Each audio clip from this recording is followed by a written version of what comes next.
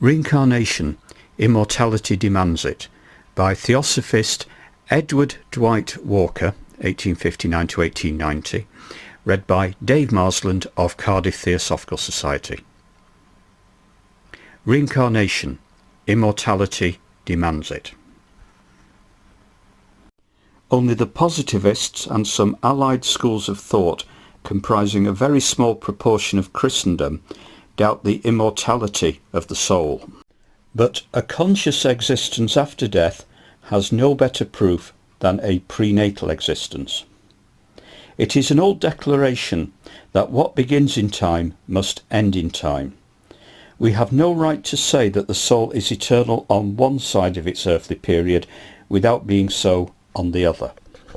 Far more rational is the view of certain scientists who, believing that the soul originates with this life, also declare that it ends with this life. That is the logical outcome of their premise. If the soul sprang into existence specifically for this life, why should it continue afterward? It is precisely as probable, from all the grounds of reason, that death is the conclusion of the soul, as that birth is the beginning of it. As Cudworth points out, it was this argument which had special weight with the Greek philosophers, whose reasonings upon immortality have led all later generations. They asserted the eternity of the soul in order to vindicate its immortality, for they held as nothing which has being can have originated from nothingness, or can vanish into nothingness, and as they were certain of their existence, it was impossible that they could have had a temporal beginning. The present life must be only one stage of a vast number, stretching backward and forward.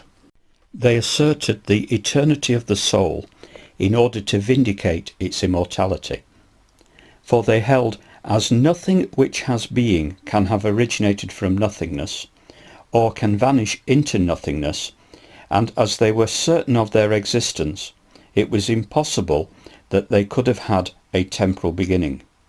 The present life must be only one stage of a vast number, stretching backward and forward. Our instinctive belief in immortality implies a subconscious acceptance of this view. We are certain of a persevering life outlasting all the changes of time and death.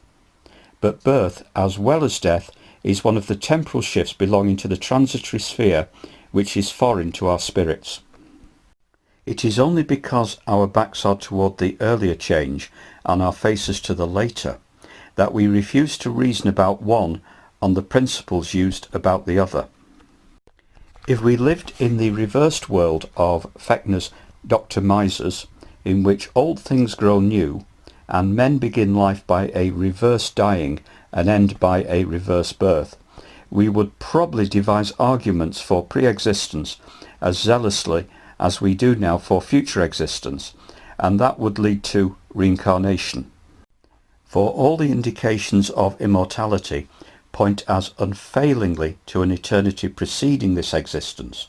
The love of prolonged life, the analogy of nature, the prevailing belief of the most spiritual minds, the permanence of the ego principle, the inconceivability of annihilation, or of creation from nothing, the promise of an extension of the present career, the injustice of any other thought. The ordinary Christian idea of special creation at birth involves the correlative of annihilation at death. What the origin of the soul may have been does not affect this subject further than that it long antedates the present life. Whether it be a spark from God himself, or a divine emanation, or a cluster of independent energies, its eternal destiny compels the inference that it is uncreated and indestructible. Moreover, it is unthinkable that from an infinite history it enters this world for its first and only physical experience, and then shoots off to an endless spiritual existence. The deduction is rather that it assumed many forms before it appeared as we now see it, and is bound to pass through many coming lives before it will be rounded into the full orb of perfection and reach its ultimate goal.